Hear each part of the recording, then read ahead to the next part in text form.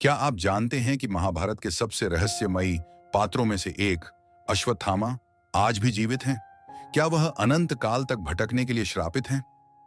नमस्कार, आप देख रहे हैं गुरु विचार, जहां हम आपको सनातन संस्कृति, पौराणिक कथाओं और आध्यात्मिक रहस्यों की गहराइयों तक ले चलते हैं। आज हम आपको महाभारत के एक ऐसे योद्धा की कथा सुनाने जा रहे हैं जिसे स्वयं श्री कृष्ण ने अमृता का श्राप दिया। यह कथा केवल एक ऐतिहासिक गाथा नहीं, बल्कि यह धर्म, अधर्म, शक्ति और श्राप का अद्भुत संगम है।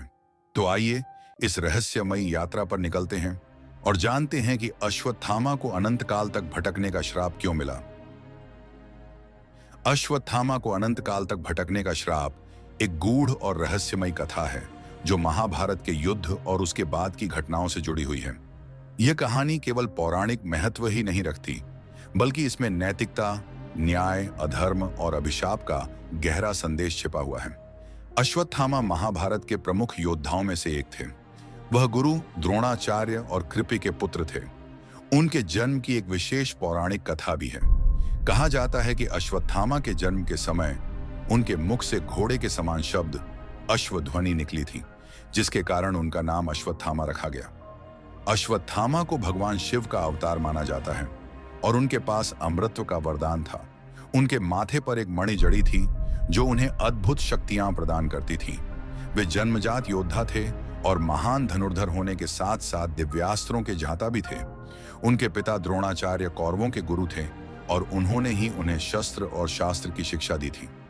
महाभारत का युद्ध जब प्रारंभ हुआ तो अश्वत्थामा ने कौरव पक्ष का समर्थन किया, क्योंकि उनके पिता द्रोणाचार्य कौरवों के प्रति निष्ठावान थे।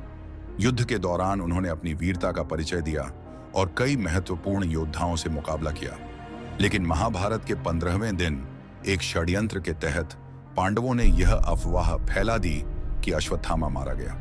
द्रोणाचार्य को यह सूचना देने के लिए भीम ने हाथी अश्वत्थामा को मारकर यह झूठ फैलाया कि अश्वत्थामा मर चुका है। जब यह खबर द्रोणाचार्य के पास पहुंची तो उन्होंने युधिष्ठिर से सत्य जानना चाहा, क्योंकि युधिष्ठिर कभी झूठ नहीं बोलते थे।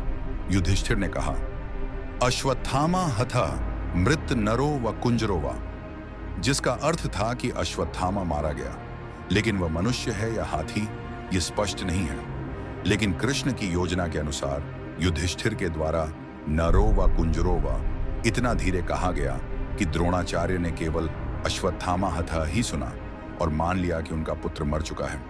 इससे वे अत्यंत शोकग्रस्त हो गए और उन्होंने युद्ध में हथियार डाल दिए। इसी क्षण द्रुपद पुत्र धृष्टद्युम्न ने द्रोणाचार्य पर आक्रमण कर उनका वध कर दिया। जब अश्वत्थामा को अपने पिता की मृत्यु की सच्चाई का पता चला तो वह अत्यंत क्रोधित और दुखी हो गया। उसने पांडवों से बदला लेने की प्रतिज्ञा ली। महाभारत युद्ध के अंतिम चरण में जब दुर्योधन मृत्यु शैया पर पड़ा हुआ था, उसने अश्वत्थामा से कहा कि अगर वह पांडवों को मार डाले तो कौरवों की हार व्यर्थ नहीं जाएगी। दुर्योधन के शब्दों से प्रेरित होकर अश्वत्थामा ने एक भयंकर योजना बनाई। उसी रात उसने कृपाचार्य और कृतवर्मा के साथ पांडवों के शिविर पर हमला किया, लेकिन दुर्भाग्यवश पांडव उस समय वहां नहीं थे। अश्वत्थामा ने सोए हुए द्रौपदी के 5 पुत्रों उप पांडवों को पांडव समझकर निर्ममता से मार डाला। इसके बाद जब अश्वत्थामा को यह एहसास हुआ कि उसने पांडवों की बजाय उनके पुत्रों को मारा है, तो उसे कोई पछतावा नहीं हुआ। उसने इसे अपने पिता की हत्या का बदला माना। लेकिन द्रौपदी इस घटना से अत्यंत दुखी हुई और पांडवों से अश्वत्थामा को दंड देने का आग्रह किया। जब अर्जुन को अपने पुत्रों की हत्या की जानकारी मिली तो उन्होंने अश्वत्थामा को पकड़ने का निर्णय लिया।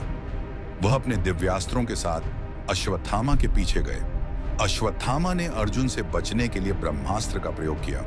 अर्जुन ने भी ब्रह्मास्त्र का प्रयोग किया, जिससे पूरी सृष्टि विनाश के कगार पर पहुंच गई। तब महर्षि वेदव्यास ने दोनों को रोका और अपने ब्रह्मास्त्र वापस लेने को कहा।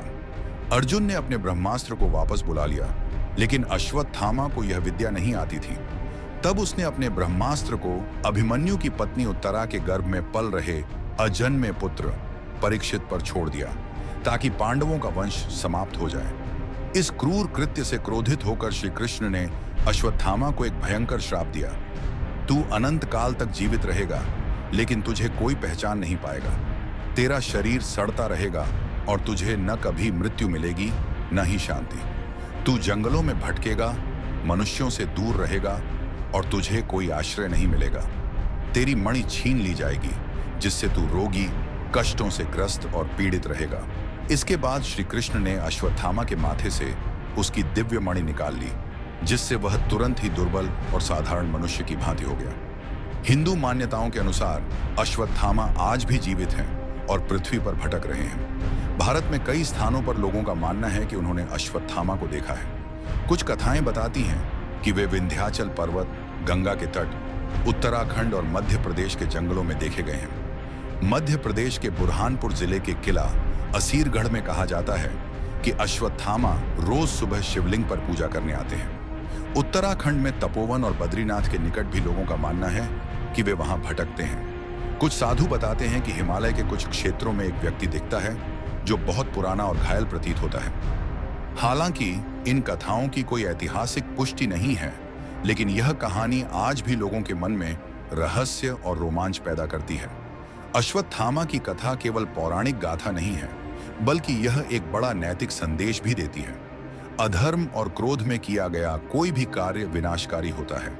ब्रह्मास्त्र जैसी विनाशकारी शक्तियों का प्रयोग सोच समझकर करना चाहिए।